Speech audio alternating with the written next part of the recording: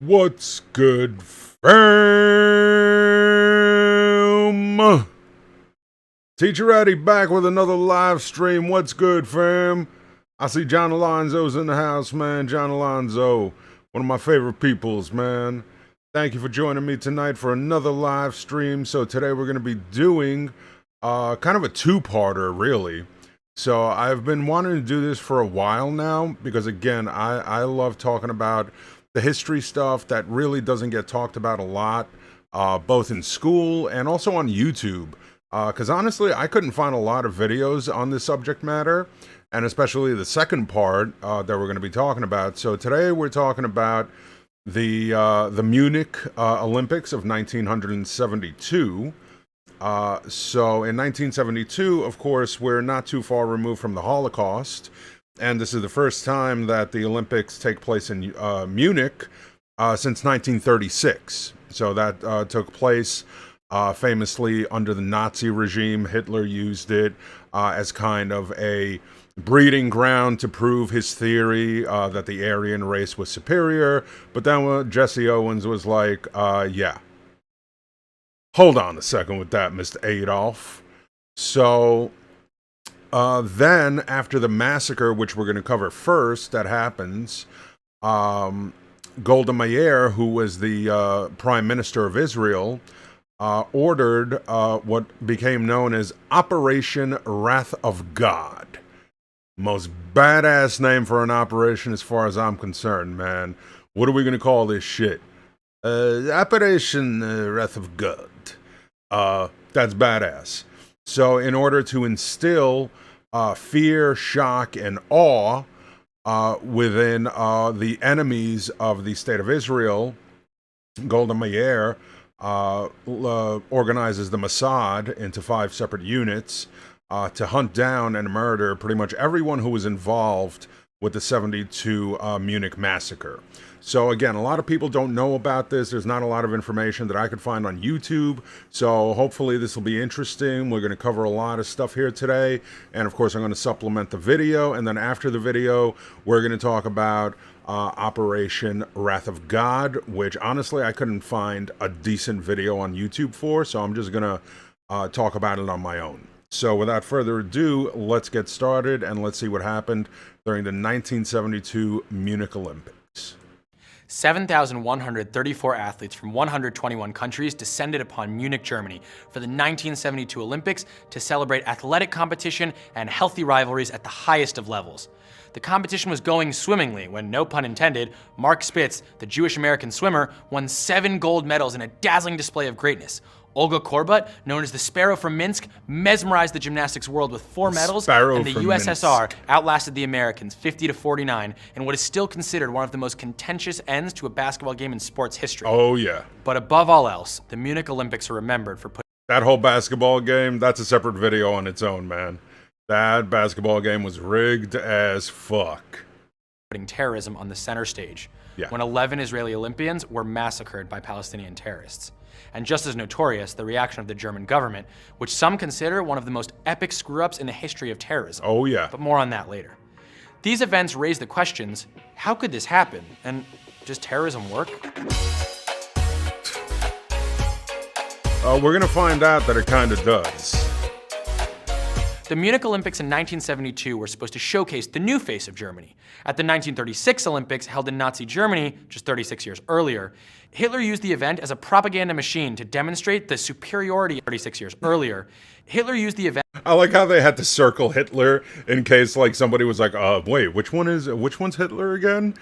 Oh, yeah, the guy with the Chaplin mustache.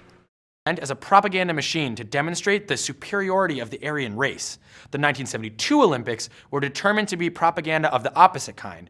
Germany actually named the upcoming events the not-so-subtle Olympics of Peace and Joy, or Die Heiteren Spiele. They wanted to show the least militaristic, most peace-loving Germany possible, and this meant a deliberate lack of security. Although there were some unarmed security officers, not a single uniformed police officer or soldier was anywhere in sight. So this is the first point here.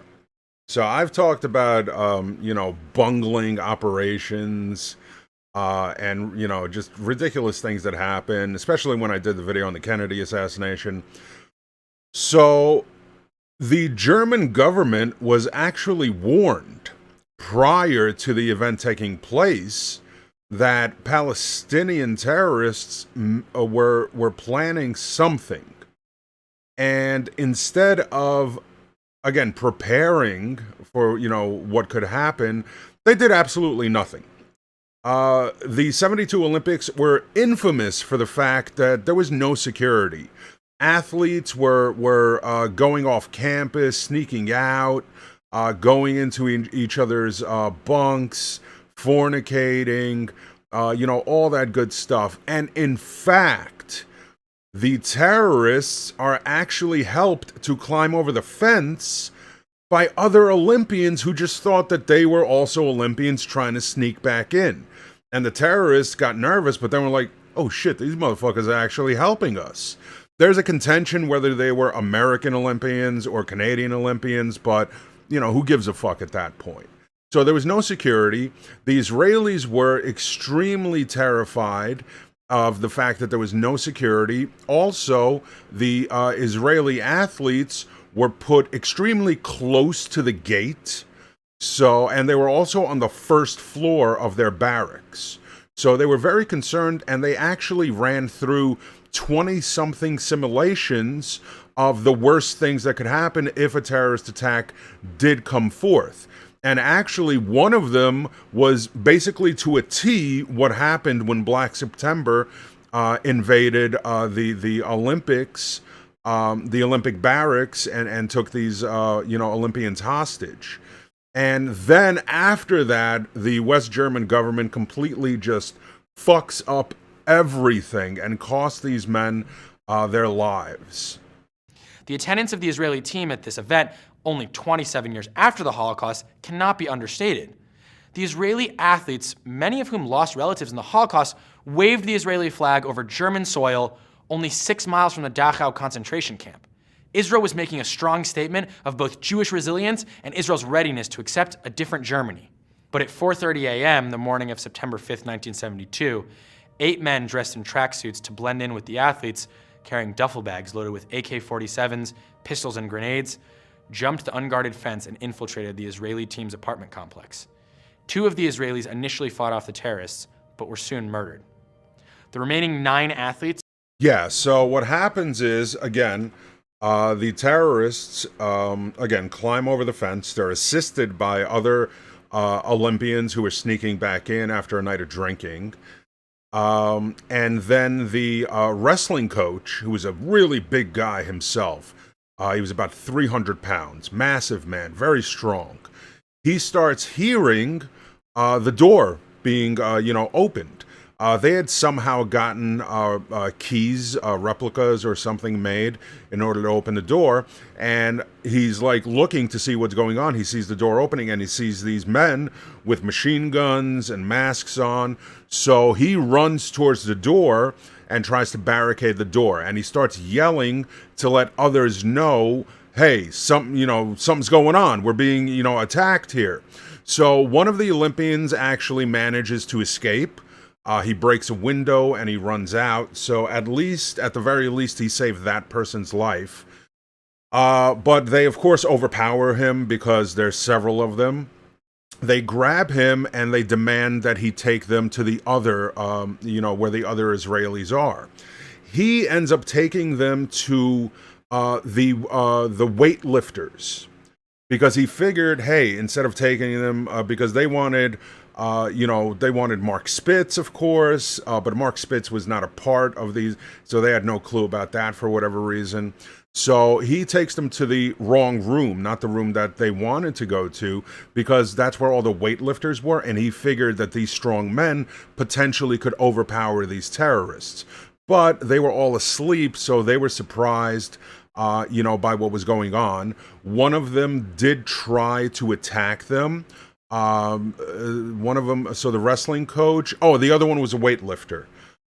So they end up cutting him, and then they end up shooting him after he tries to attack them again. And they also kill the wrestling coach. And then they're left with the 9 hostages that they have. Were then taken hostage. The terrorist demands? that Israel release 234 Palestinian prisoners. If not, the hostages would soon be executed. Now, before we get into Germany's botched rescue attempt, let's look at the context. In 1958, Yasser Arafat and his colleagues founded Al-Fatah, an organization that advocated armed struggle against Israel. In 1964, they established the PLO, or the Palestinian Liberation Organization, with the goal of destroying Israel completely. The PLO and its affiliate PFLP, or the Popular Front for the Liberation of Palestine, began an international terror campaign of plane hijackings and bombings. Yes.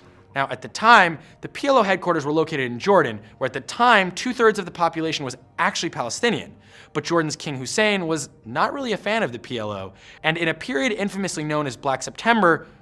Yes, so King Hussein of Jordan was actually the only Middle Eastern leader to denounce this terrorist attack. Every other Middle Eastern leader celebrated the actions of the Black September group, which was the name of the terrorist, their organization, like Al-Qaeda, ISIS, etc. These were known as Black September. This also takes place during September of 1972. If you're really interested to go in depth into this subject, I definitely recommend the documentary One Day in September. And there's actually an interview with one of the terrorists who's still alive to this day. And we'll find out why he's still alive a little later on. Jordan killed up to 15,000 Palestinian fighters and civilians. Soon, Al-Fatah members founded a splinter cell and named themselves Black September after this atrocious massacre. Their most notorious attack was the Munich Olympic Massacre, which the plot's mastermind Abu Daoud said had been approved by Yasser Arafat. And now, back to the Olympics. And of course, Yasser Arafat also got a Nobel Peace Prize. After learning of the attack, Avery Brundage, then president of the Olympics Committee, declared that the games must go on. And in typical German precision, the first athletic event of the day occurred at exactly 8:15 a.m. as 2 Israelis lay dead and 9 Israelis were held hostage. Brundage spent his day exerting pressure on German officials to get the Israelis out of the village and allow the Olympics to carry on in peace. As the other athletes were sunbathing and playing ping pong, an international nightmare lasting more than 20 hours was happening just a few yards away. Finally, it's just mind-boggling to me. It's absolutely mind-boggling.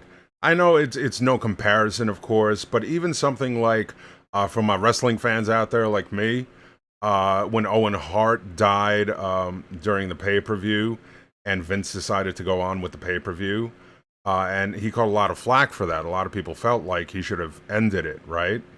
But you have an ongoing hostage situation. You have an international debacle about to happen. In Germany, in Munich, with Jews, once again, just 27 years after the Holocaust has ended. 2 have already been murdered. The rest are being beaten, right, as this is happening. And these motherfuckers, are playing ping pong and sunbathing, and the games are going on, and everybody's having a grand old time. It's like, what the fuck, Germany? Seriously. But this is just the tip of the iceberg. And so in the chat, by the way, let me shout out a few people here. Obi-Wan Kenobi. Hey, Miss Eddie, greetings from Lexington, Kentucky. I did not know that Obi-Wan Kenobi was from Lexington, Kentucky, man. Hey, Teacher Eddie from Shozinko. What's up, Shozinko? Demon Queen. Lexi, President Joe Biden is here. Hey there, Sleepy Joe. What's good? Ricky, YAG Gaming, Miss Nightmare. What's up, Miss Nightmare? Always good to see you. Penelope, Rain, and of course, John Alonzo, my main man. Let's continue with the video. 10 hours later at 3:51, the Olympics Committee finally suspended the events. Thousands of people filed out of the Olympic stadiums and gathered on the grassy hill overlooking the apartments, along with live television crews. Viewers were horrified to see that Jewish blood was being spilled on German soil yet again. Israelis. This is going to be a major issue later on. I hope they actually cover it. If not, I'll explain what happened and why the first rescue attempt was just like FUBAR. Jews around the world felt helpless, unable to defend their people. Israeli Prime Minister Golda Meir refused to negotiate with the terrorists. The German authorities turned down assistance from the Israeli Mossad, who, unlike Germany, had a specialized counterterrorism unit. And instead, they began clumsy negotiations with the terrorists. At the same time, though, without a real operational plan, German police scaled the building and prepared to attack the terrorists. Watch this. But in a tremendous oversight, they realized that their actions were being broadcast on live television to not only a worldwide audience, but also the terrorists themselves. The biggest fucking facepalm ever. These fucking idiots. I mean, number one, look at them, right? Like, they're so not incognito. Like, they're trying to wear tracksuits to fit in as if they're other Olympians, but they're carrying fucking machine guns. And number two, nobody thought, hey, there are like 5,000 cameras filming this right now and broadcasting it live. Maybe the terrorists have a TV on? And so the terrorists did have the TV on and saw exactly what the fuck was happening live. Again, it gets worse from here. And as far as what he said, just in defense of Germany, it's not clear if Israel actually offered to send Mossad special forces. That is not crystal cut clear. So it's most likely that they did, and Germany was like, nah, man, we got this. But there's not enough concrete proof. So I don't want to say that, with 100% certainty that Germany, refused help from the Israelis. As far as what the rest of the world, of course, everybody in the Middle East, with the only exception being King Hussein, were just celebrating what was happening. Nixon in America really wasn't sure what to do or how to help, so they were deciding what to do. And then later on, they were still deciding whether they should go to the funerals, so on and so forth. So really, the rest of the world was not offering any help. The Germans had no clue what to do, and the Israelis were kind of just being ignored.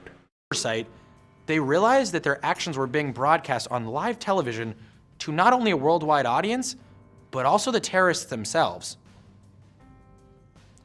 Later, the terrorists made a new demand that they and the hostages be flown to Egypt. The German authorities agreed to fly them in a helicopter to the airport, where they planned to ambush them. The botched rescue attempt became a textbook example of how not to handle a hostage situation. Oh, yeah. 6 policemen, disguised as flight crew, were placed on the airplane, and 5 sharpshooters lay on the perimeter.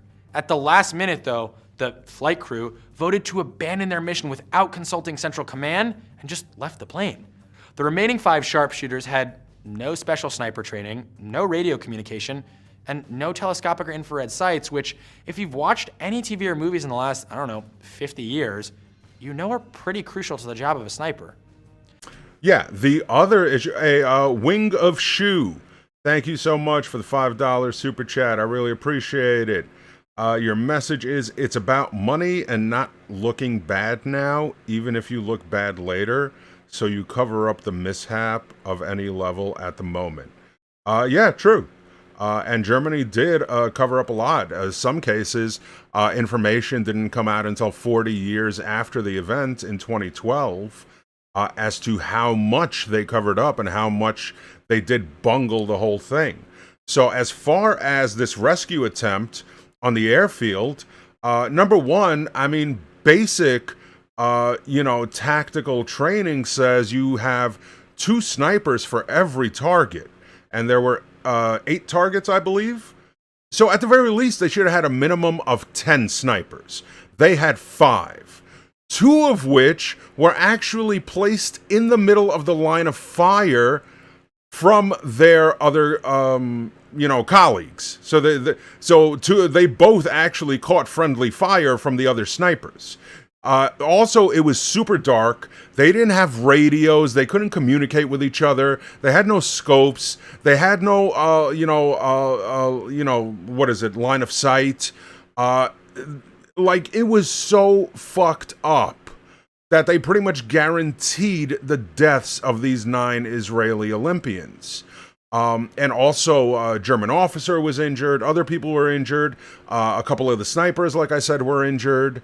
Like, they pretty much just guaranteed that this was gonna, and this led to a lot of conspiracy theories that, number one, not only did Germany know it was gonna happen and then fucked it up by not doing anything about it, but also that Germany was complicit in just trying to make sure everybody got killed. So nobody could speak, nobody could say anything, Germany wouldn't look bad, but they ended up looking worse, but it gets worse after this. Just keep watching. Israeli Mossad chief Zvi Zamir was present but was ignored. It seemed to him that his presence actually made the Germans uncomfortable. I wonder why. This Jew is trying to give us orders. Funny Jewish man. Yeah, Zvi Zamir is going to come in an important role after this video when I talk about Operation Wrath of God. And so the rescue attempt continued, lacking basic experience and technical foresight. The helicopters landed at the airport just after 10:30 p.m. But when the terrorists entered the empty plane and realized it was probably a trap, they ran back to the helicopters. The snipers, if you can really call them that, opened fire and a shootout ensued with the more heavily armed terrorists. Yeah. During which time the terrorists threw a grenade into one of the helicopters, killing the 4 bound Israelis and the pilots inside, and then the terrorists gunned down the remaining 5 hostages in the other helicopter. I do think it was the other way around. So the other, I mean, it's just so tragic. I mean, and especially, I recommend also Steven Spielberg's movie Munich, which covers both the Israeli massacre as well as Operation Wrath of God. It's an excellent movie. I actually talked about it a couple of days ago in another live stream. But while the Israelis were in the helicopter waiting as the terrorists were going to inspect their helicopter, later on, when they found the bodies, they actually found teeth marks on their bindings that they had their hands bound with. So they were trying so desperately to escape. And then once the Palestinians see that the copter was empty because it was abandoned again, why? But yeah, it was abandoned by the rescuers. So they ran over and at point blank range, they gunned down the Israelis in the one helicopter, and then in the second helicopter, they blew them up with a grenade. Just absolutely tragic. So everybody ended up dying. At the end of the day, 11 Israelis had been killed, along with 1 policeman and 5 terrorists. In the press conference briefing the next morning, the Munich police commissioner tried to explain. The terrorists were too clever, too professional. The hostages were condemned to die. We tried all we knew, but they were not amateurs. Not exactly. Yeah, no, they weren't. But you were fucking amateurs. I mean, amateurs would have probably done a better job than them.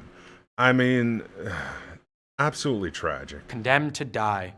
We tried all we knew, but they were not amateurs. Yeah, we gave it our best shot. Not exactly a ringing endorsement of the German police's competence. We were just following orders. In dealing with terrorism. Later in the day, a ceremony was held in the Olympic Stadium, but it was less about memorializing the victims, who were barely mentioned in the chairman's speech, and more about, in his words, demonstrating that the Olympic ideal is stronger than terror and violence.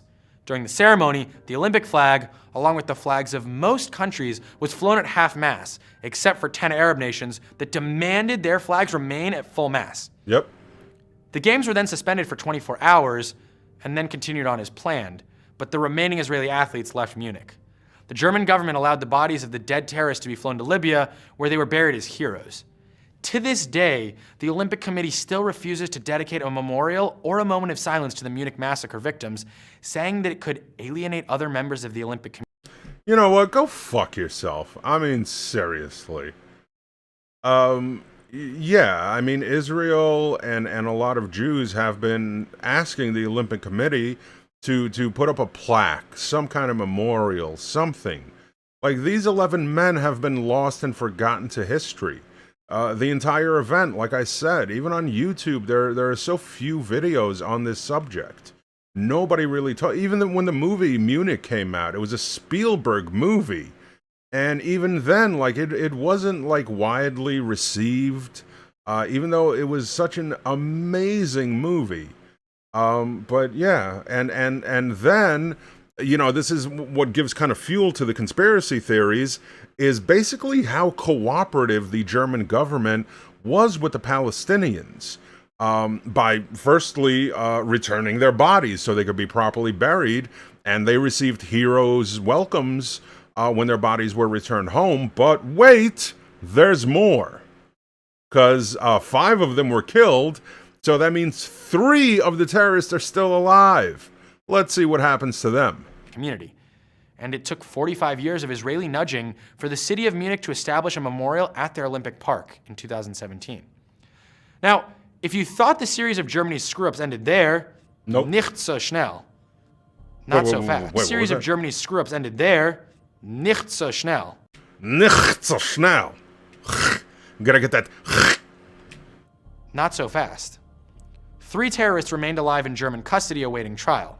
But as predicted by Mossad chief Zamir, the unthinkable happened. Yep. Palestinian terrorists then hijacked a Lufthansa 727 and demanded the release of the 3 imprisoned terrorists in exchange for the 14 passengers on the plane. The Germans agreed and quickly whisked the terrorists off to join their comrades. 27 years later, in the Oscar-winning documentary One Day in September. Yeah, so this is the documentary I was talking about. Highly recommended. One Day in September. Just absolutely amazing documentary. And yeah, I mean, they released those 3 guys so quick. Like, they didn't even let the Israelis know. They didn't let anybody know. It's like Palestine called up and was like, we have 14 hostages. We want you to release the 3. Okay, no problem. No problem. They're already out. They're already out. No problem. They'll be home soon. We gave them some Wiener Schnitzels and some beer. They're good. They're good. You're gonna... 14... Yeah, we forgot about the 14 hostages. Yeah, you can return them, whatever. Like, they... So quickly did they release these 3 men. September, it was revealed that Germany had colluded with al-Fatah in planning the hijacking of the plane in exchange for a promise not to carry out any more terrorist attacks on German soil. For 20 years, the German government insisted that no documents existed relating to its failures. Oh, they did. But then in 1992, a German archivist smuggled a bulging folder to the wife of one of the Israeli victims. The number of files the Germans had been hiding was over 4,000, and horrible details emerged. That the athletes had been brutalized until their bones snapped, and that one of the Israeli victims was castrated in front of his team. Yes. Unfortunately, yes. This is true. I didn't want to bring it up because I mean, the details are already gory enough.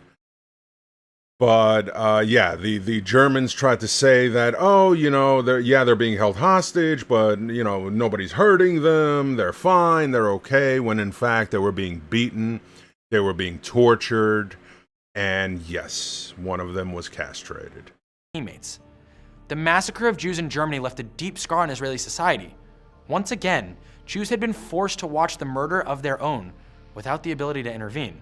So within days, Israel unleashed Operation Wrath of God. The objective? Yes. Hunt down and assassinate the terrorists involved in planning the attack. Okay, so I'm glad they're also covering Operation Wrath of God here. So yeah, they release the 3 remaining terrorists who return and are greeted as absolute heroes by the Palestinians. They are celebrated. They live like kings. And the Israelis, and of course especially Prime Minister Golda Meir, that lady was like, I ain't having it. I ain't having it. Operation Wrath of God, engage. Execute Order 66. In one operation, Prime Minister-to-be Ehud Barak and his deputy Mookie Betzer, disguised as a blonde and brunette woman, entered Beirut with their team and assassinated several key players from both the PLO and Black September. But in a separate mission in a Norwegian ski resort in Lillehammer, an innocent Moroccan waiter was misidentified as Black September operations chief Ali Hassan Salameh, known as the Red Prince, and mistakenly murdered. And coincidentally, a couple of decades later, the Winter Olympics would take place in Lillehammer, actually. Riaz Grimori, thank you so much for the super chat. I really appreciate it. $2. Woke up to this live. My brain is next level. Hey, man, that's what we're trying to do here. We're trying to illuminate. As a result, Golden Meir chose to curb the operation. These events raise a lot of questions, so let's work our way backwards. The ethical implications of Operation Wrath of God remain controversial to many. According to those involved, the reason for the assassinations was not so much revenge, but more to spread fear throughout the PLO as a method of preventing future terrorist attacks. But should terrorists be entitled to due process? If terrorists operate outside the rules of war by targeting civilians, then do we still have an obligation to treat them within the rule of law? We also have to ask the difficult question, does terrorism work? In the case of Munich, the answer seems to be unequivocally yes. Munich was a watershed moment for terrorism, with the Olympics providing an internationally televised audience. The whole world suddenly became aware of the Palestinian cause. Years later, one of the only surviving terrorists looked back on 1972 with pride, saying, "It helped the Palestinian cause enormously. Before Munich, the world had no idea about our struggle. But on that day, the word Palestine was repeated all over the world." And it's true. The Palestinian plight did become known to the world. In fact, only 2 years after the massacre, Yasser Arafat, who endorsed the attacks, was received at the UN. It seems clear that up until now, terrorism is effective. But this begs the question, how should we, as a society, respond? That's a fair question. That is definitely a fair question. As far as how should we as a society respond to that? So, I mean, in my humble opinion, the issue with terrorism and terrorists is, well, number one, they do operate outside of, what many would consider to be normal military, rules and regulations. Like, they don't give a shit about no Geneva, convention or rules of war and all that stuff. So, I mean, you meet fire with fire at the end of the day. No matter how evil a terrorist is, the rule of law and human rights should still apply to them, or we're no better. I mean, President Joe Biden. President Biden, I can understand where you're coming from. And again, this is why I don't like being labeled by a lot of people. Well, are you liberal? Are you conservative? Are you left wing? Are you right wing? I'm neither, right? I don't believe in those labels. Like, there's a lot of things I'm liberal about, but there's a lot of things I'm conservative about by people's standards. Like, I am all for gun rights. I live in New York, so it's hard. But hey, man, I want to own guns. I think it's people's rights to own guns. Should there be checks? Yes, absolutely. But there should be no limitation on, what guns you can own, how many guns you can own. And also, at the same time, I'm sorry, but you got to meet terror with terror. If you're just going to go by, due process and everything else, when, you're dealing with a faceless enemy, so to speak, that you're not dealing with another country, you're not dealing with another, military might, you're dealing with ninjas, basically, at the end of the day, who attack in the middle of the night and who have, again, they don't, it's not even like they fear the fact of, what are you going to do? You're going to try them, you're going to execute them. That's what they want. That's what they want, because they want to be on the world stage. They want, just like the surviving terrorists said, this put Palestine on the map. This is what everybody was talking about. This gave, rise to Yasser Arafat to be on the world stage. And the only way you can deal with a bully, right, is by standing up and punching him square in the nose. So I'm of the belief that it's like Sean Connery, remember in the movie The Untouchables? If Capone comes at you with a knife, you come at him with a gun. He puts one of yours in the hospital, you put one of his in the morgue. That's the Chicago way. That's my terrible Sean Connery impression. So I'm of the belief, and this is what Golda Meir was really trying to do, and what the host of the video alluded to, was it wasn't as much for revenge. It was to show that Israel, because famously what happened during Operation Wrath of God, so there were 15 members that were broken up into 5 different teams.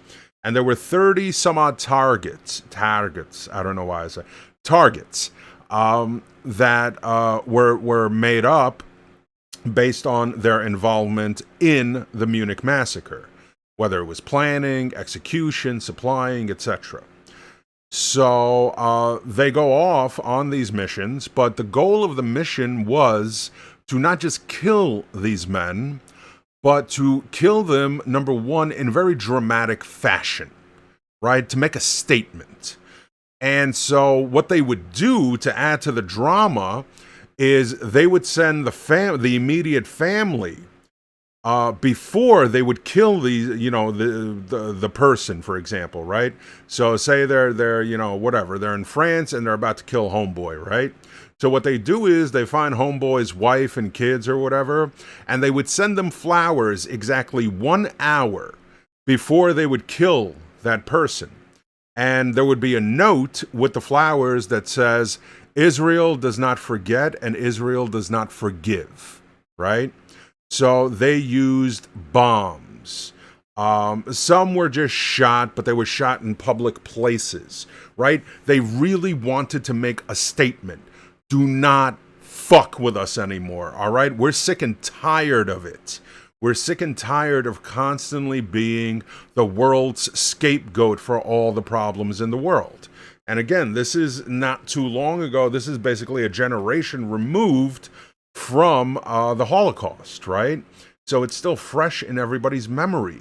And, the coincidence, so to speak, that it takes place in Germany, that it takes place specifically in Munich, where Hitler stood 36 years prior to that at the very same Olympics to prove to the world that the Aryan race was the superior race. 6 miles away from the Dachau death camp, where 27 years earlier, their relatives were being slaughtered. And to have this happen again is mind-boggling. And then the German response, the West German response to the whole thing, from the first step, from refusing Israel's input, from refusing the help of the Mossad special forces, instead putting in just regular plainclothes policemen who have no clue of hostage situations, negotiations, nothing. Then it's broadcast on live television, and the terrorists see what's going on. And then just the whole FUBAR plan of the rescue on the airfield, which goes absolutely fucking ass backwards, inside out. So it's a long answer to a short question, but you need to meet force with force. Otherwise, that's the only thing these types of organizations and terrorists understand. They don't give a shit about punishment. They are willing to die. That is the whole point. They don't care about the dying. They're ready to go, right? Their whole, mission and ideology is to spread their message. And that's what they do effectively. So to say that they deserve due process and everything else, in my opinion, absolutely not. They should be slaughtered. They should be slaughtered in a way that's going to make them think twice, right, before they do anything else. But unfortunately, at the same time, did Operation Wrath of God work? To an extent, yes, because, Middle Eastern states began to take Israel a bit more seriously as, you fuck with us, we're going to fuck with you. Did it stop? Of course. Peace in the Middle East, Israel and Palestine, that's just an ongoing thing that will realistically never end, right? So I disagree about the whole due process of law thing for terrorists. It just, I just don't believe in it, right? Let me take a look at the chat because I saw a whole bunch of messages coming in. Kin, the one who got castrated story got even sadder afterwards. The mother was so devastated from the fact that she lost her son, she took her own life, and his brother did the same not too long after. I did not know that. If that's true, then that's just terrifying. At what weight do you operate outside the law? By that I mean, do you kill one man to save 10? What about 100, 1,000? At what point is your limit? Well, look, that's not a black and white question. It depends on the situation, of course. Joe, it's past your bedtime. Tigerius, fight fire with fire. Yeah. John Alonzo, if you prove that you have no concern or value for human life, you don't deserve human rights. I agree with that. I agree with John Alonzo on that. If they're not going to fight by the rules, then hey, man, it's like a street fight, son. You can start out with, hey, man, no low blows, no punching in the back of the head, man. Let's scrap, but let's scrap like gentlemen. But then that motherfucker's going to grab a bottle and try to break that shit over your head. Then you just go all out, man. Teeth, nails, using anything and everything. Rias, I feel like terrorism is similar to many types of isms or philosophies. Whether it's morally good or morally bad isn't the point of said ism. I feel like many isms did it accomplish the goal? To a degree, yeah, definitely sounds like something John Lennon would write in a song. Let's see, what was the next one? If so, then it is good because it was successful from the view of those who believe and apply. Well, yeah, that's the whole point, right? They don't care about the cost of life as long as their message is delivered, just like September 11th. Does terrorism work? Yes, it does. Many say communism is bad because it doesn't really work, but what if it did work? What if it was adopted more readily by the world? Will we still have things like the Red Scare? Well, that's a separate, I've talked about that. True communism has never been achieved because a lot of people just don't understand actually the difference between socialism and communism. They're not mutually exclusive. They're two completely separate things. One is a form of government and one is a form of economics. So true communism, which is the ultimate culmination of socialism, has never really been achieved. Communism is one of those words that just gets misappropriated when used. Communism on paper is a very ideal way to live. Yes, it makes a lot of sense, but human nature will never allow it to come to fruition, right? And I've discussed that previously. Human greed, emotions, superiority will not let true communism ever become a thing, right? If true, the Palestinians were trying a lot of more peaceful tactics. Not all agree, but as stated, was being largely ignored. And today, the occupied territory problem is being more addressed. Ignore it or embrace it ourselves. Multiple posts sent in comment from please check for them. I'm sorry, man. I'm having a lot of trouble trying to understand, like, specifically what you're trying to say. Not to mention the heavy mistreatment of the Palestinians in occupied territories, including breaking houses while people live in them. That's a separate, of course, issue. Even though I am Jewish, I do not blindly support the act of Israel when it comes to their relationships with the Palestinians. At the same time, I don't agree with the Palestinians fully either.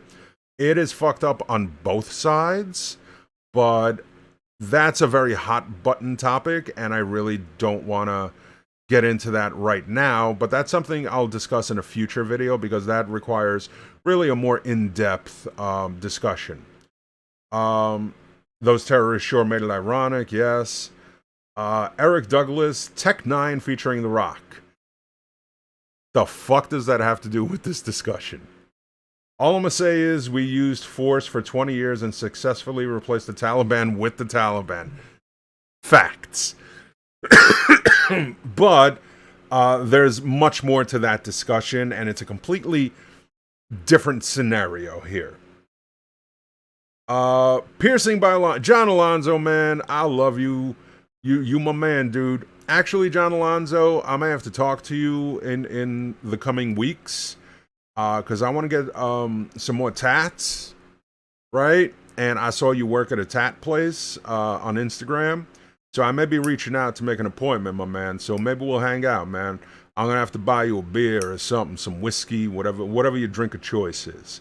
But Piercing by Alonzo, a $100 donation. Thank you so much. Let's see what John Alonzo has to say. Basically, what I've learned is that the German government couldn't be trusted to understand the value of human life during that time. Also, I recognize the United States part in Middle Eastern terrorism. We terrorized our share of civilians. 100% correct. 100% correct.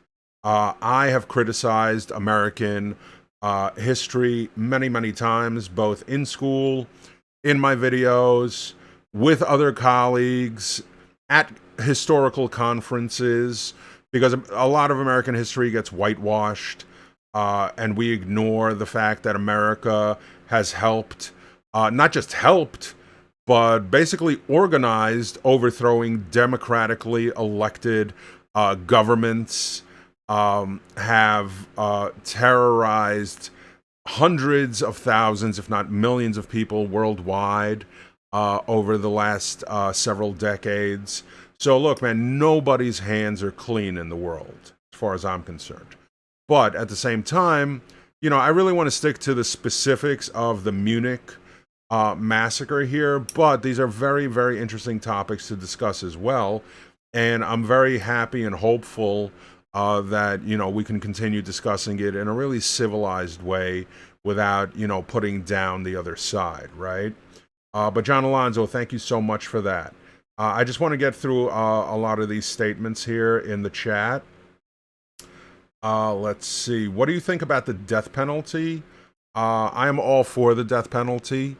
I think it's if you do not respect human life to the point where you're going to decide to take a human life and not only take that life, but then completely ruin the lives of their immediate family, somebody's child, somebody's parent, somebody's sibling, somebody's friend, then why the fuck should you remain living, right? In my opinion, the punishment should always fit the crime. So if you're gonna be like, I'm gonna go and kill somebody, vaya con Dios, son.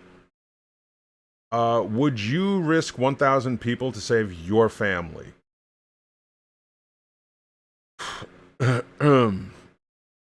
Again, you say risk. What kind of risk, right? To save my family? Look, man, that's a tough question. Would I risk 1,000 people to save my family? Well, number one, my family consists of my mom and my son, right? So maybe we can negotiate. Does it have to be 1,000 if I'm only saving 2 people? What people? Terrorists? Sure. School teachers? No. Ignore it or embrace it was a continuation of my comment about working Okay, let's get off the communism thing because it doesn't fit today's motif, but I will discuss it in the future. Have you heard of Operation Northwoods? I have. While I agree with most points Eddie makes, I feel like on this case terrorism is so decentralized that the attacks on terrorism does not help in any way. The international conditions need to be solved. Well, look, of course the international conditions need to be solved, but does that mean that you just let, you know, these groups run roughshod? Again, it's no different than dealing with they're bullies just on a grander scale. And the only way to deal with a bully is not by turning the other cheek, right? You turn the other cheek, that bully's just going to punch you in that cheek. Then he's going to turn that other cheek and smack that cheek, and then he's going to cold cock you right under the chin too. I mean, we can, you know, disagree, of course, but yes, international conditions need to be solved, but that doesn't mean that you just stop, right? And say, well, fuck it, man. Let them blow everything up. Let them kill people. You know, how is that going to solve anything, right? That's like saying to kids who get bullied in school, it's like, well, we have to fix that on, we have to fix it on the level of at home, right? We have to fix it on the family level first. Then we have to fix it on the school level.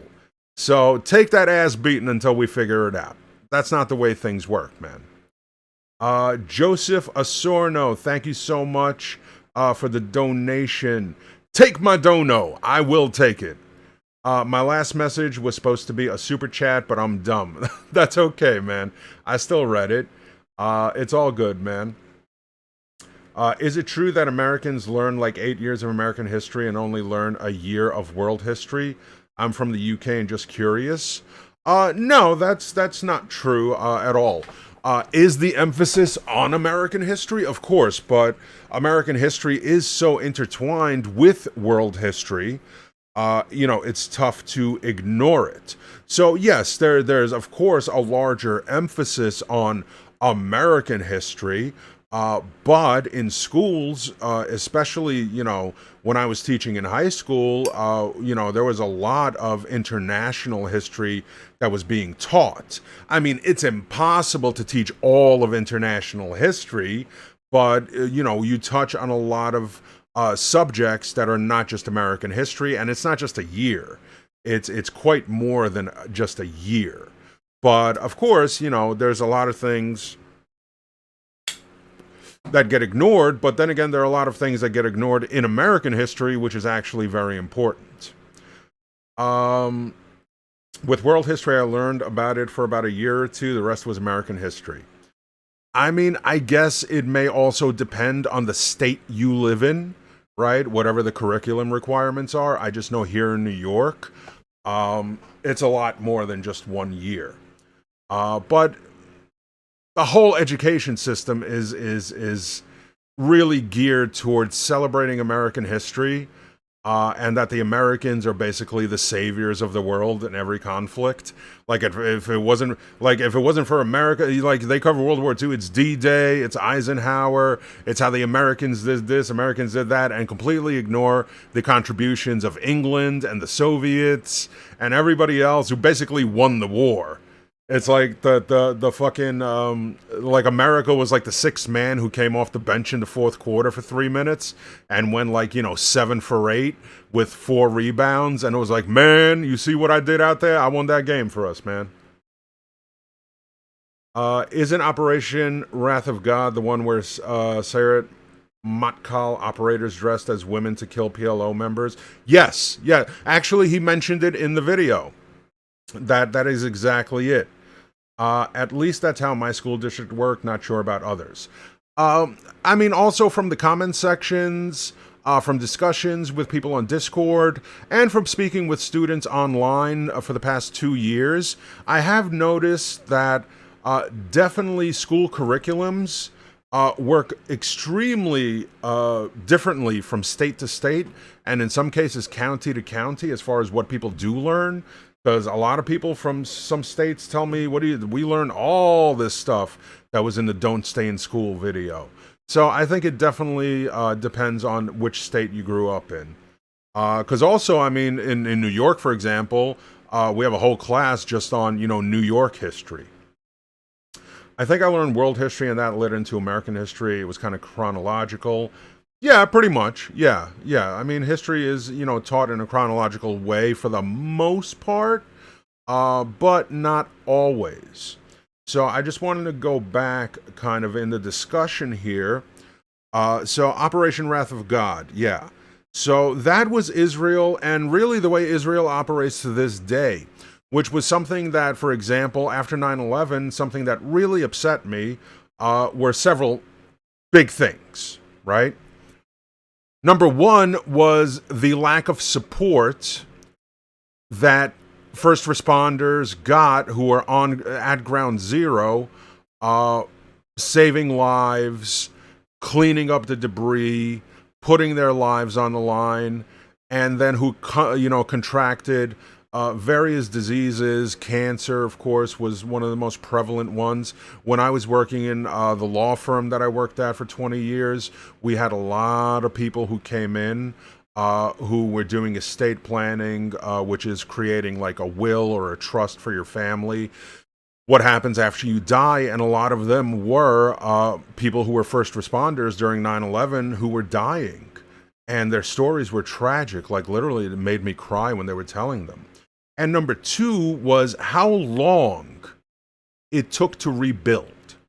See, one of the things that Israel does, which I think is absolutely what shows the resolve of Israel, whether you agree with Israel or not, and I'm not saying I do or I don't, is the fact that if they suffer a terrorist attack, and for example, a synagogue, a restaurant, something gets blown up and destroyed, that shit is rebuilt like that.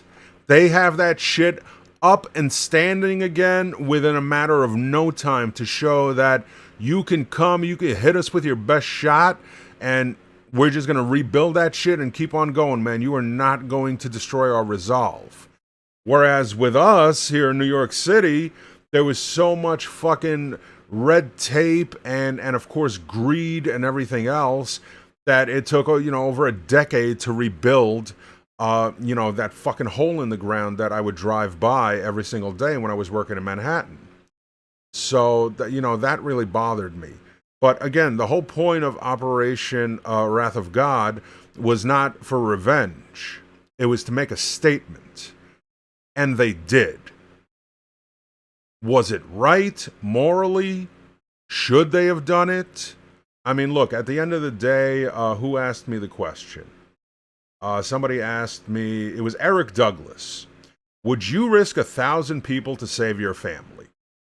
Well, I'm going by what you said. So number one, you said risk.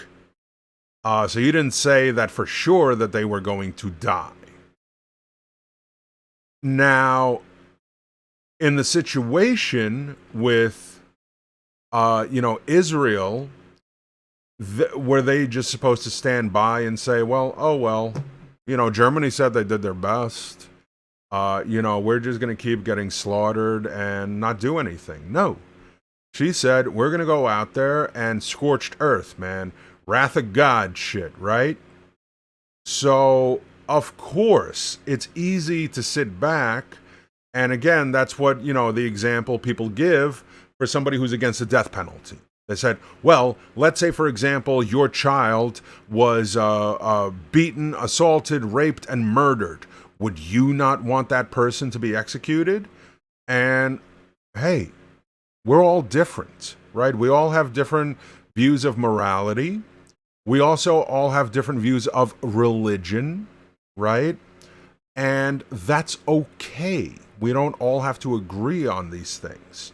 Now, would I risk the lives of 1,000 people for my son? Abso-fucking-lutely. I'm just being honest. That's my child. I will fucking decapitate whoever the fuck is in my way. Now, if it was my mother, that would be a question that I would think about. And look, hey, my mother is almost 70 years old. She's ill, disabled. She's lived a life. And I'm pretty sure she would not want me to risk 1,000 people just to save her life. Right? So again, it's not black and white or cut and dry. And I'm sure there are people out there that would say, well, even if it's my child, I'm not going to risk 1,000 people. Now, also, who are these 1,000 people? Because we're talking about 1,000 murderers on death row. Like, can you choose these 1,000 people? Because then I'm going to be like, yo, man, every motherfucker on death row. Like, every pedophile, right? Every pedophile on earth, man. They have to die in order to save my son. There you go, right? So again, I mean, morally, is it 1,000 random people? Then, look, man, I'm going to be honest.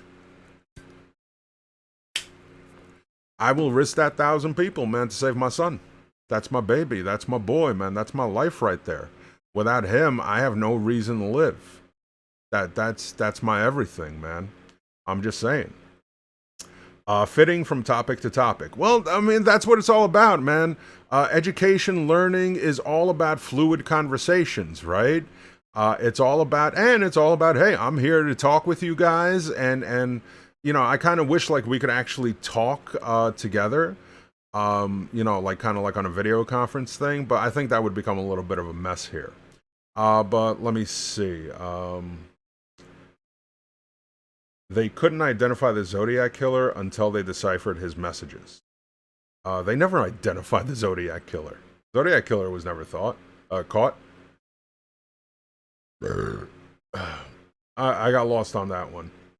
I don't think the mob controls the steel and concrete in Israel, so no palms to grease. Yo, John Alonzo, man. I know New York City, definitely. I know all about that. The mob definitely controls the concrete for sure. The concrete industry. I remember when Sammy the Bull Gravano was building a yeshiva around the corner from where I lived. And he got in bed with Trump on that one, and then Trump stiffed him on the contract bills. But that's what Trump be doing, man. But yeah, you'd be surprised, man. There's the mobs in Israel as well, man. You don't want to fuck with the Israeli mob, is what I'm saying. Let's see. I still find it pretty funny how he was alive to see documentaries made about his murders. Oh yeah, so that was the other point I wanted to make. So it's disputed. So 3 of the attackers survive, as we established a long time ago at this point. So 2 of them do end up dead. But it's not clear if they died as a result of Operation Wrath of God or not. But the 3rd terrorist, is he still alive today? Nobody knows. But he did come out of hiding in 1999 for the documentary that I've recommended several times, which is One Day in September. And he gave a whole ass interview in that documentary. And to this day, he still believes that what he did was just, right, and everything else. After that, he went back into hiding and really has not been heard from since. He, of course, knows that his life is still in danger to this day. So he's just keeping it in hide, man. He's laying in the cut. So nobody's seen him publicly for over 20 years. So is he still alive? Who knows? But that motherfucker lived a very good life after all that. Because, again, he was celebrated by his government as a hero. Let's see. President Sleepy Joe. I'm for the death penalty so long as the person has been confirmed guilty without a shadow of a doubt. If it's just circumstantial evidence, death penalty shouldn't be given. Well, that goes back to the point that was, brought up earlier, that, you have to fix international relations first, right? That's, not the death penalty as much as our justice system is all fucked up. I don't understand all these people who say we have the best justice system in the world. Those are the same people who are like, America's the greatest country on earth, and we have the best healthcare system on earth, and we have the best everything on earth. Our criminal justice system is so fucked. Once you're in that system, again, unless you're affluent, unless, you have some money, you ain't got a snowball's chance of hell of ever escaping that, even if you're found not guilty. Let's see. What the fuck is up with terrorists in the month of September? Fair point, Chris. Fair point. I didn't even put 2 and 2 together on that one. So many topics are connected. Yeah, exactly. And that's why I love these fluid conversations. Because you get to, number one, hear other people's perspectives, and instead of just immediately saying, oh, that's bullshit, or I disagree, or whatever, hear them out, right? And at least defend with evidence why you feel a different way, right? Batman would save 2 boatloads of prisoners. Yeah. But that's a fucking movie, right? Let's see. Another notable operation executed is Operation Entebbe, which was the rescue of hostages from flight being harbored by Uganda. Yeah. It's hard to bomb an idea. Absolutely. 100%. That is probably the truest statement in this chat. Oh, God, that's fucking good. I agree with that 1,000,000%, Chris Kaufman. That you can't really bomb ideas out of existence, and as long as people are willing to not just, sacrifice for their cause and give their time and everything else, but are willing to not just die for it, but be more than happy to die for it. I mean, that was, there's a huge difference between, like, you speak to people who are in the military and they're like, I'm willing to put my life down, to protect my country, right? But they're not going out there specifically, knowingly, kind of like the kamikazes, of course, are the closest example, so to speak, in a war environment. But even kamikazes, were not as ruthless and were not really willing. They were kind of like they had no choice. But we're talking about people who are not just willing, but so willing. Yeah, September 5th, 1972 was a Tuesday as well. I did not know that. That's interesting. Remember, the 5th of September. The 5th of September, 1955, when Dr. Emmett Brown fell in his bathroom and hit his head on the sink and invented the flux capacitor. There you go. I remember the 5th of September. What are you talking about, man? Doc Emmett Brown. Remember the 5th of November. Yeah, that's tough to forget. Even though a lot of people have already forgotten that. But so I guess that's a wrap. Again, thank you to everybody for hanging out with me tonight. I'm really enjoying these live streams. It's one thing to record a video reaction, but it's another to do it and to be able to interact with you guys live at the same time, which really makes this so much more fun for me. And of course, I want to thank everybody today who made a donation.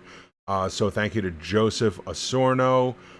Thank you. Huge thanks to our top donator tonight, my main man, John Alonzo. Like I said, John, I'll be reaching out to you. I ain't getting no piercings, though, but I will get a tattoo. And I looked at some of the artists on your website, and I really like it, man. Especially dude who did that Green Lantern tattoo, man. Yo, that shit was fire, man. So, I'll be speaking to you soon, John. Also, big thanks to Rias Grimori and Wing of Shoe. Thank you guys so much. Thank you for the support. Thank you for the love. Just thank you for everything. And we're just going to leave it with one of the greatest movie quotes of all time. Tigerius. Dogs and cats living together, mass hysteria. All right, enough. Is it true? Yes, it's true. This man does have a small dick. Ghostbusters, baby. I've been Teacher Eddie, and I'll catch you in the next one. Fam!